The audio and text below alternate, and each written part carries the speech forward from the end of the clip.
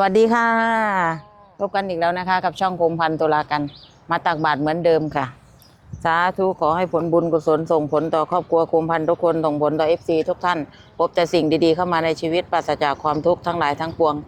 ให้น้องแมวน้องสุนัขน้องกระต่ายคมพันตลอดปลอดภัยสาธุค่ะ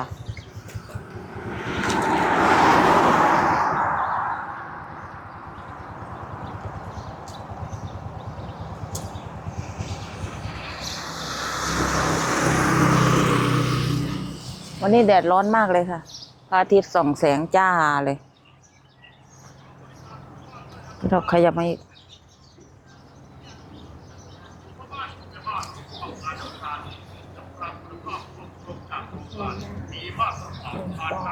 กี่นาทีกี่วิ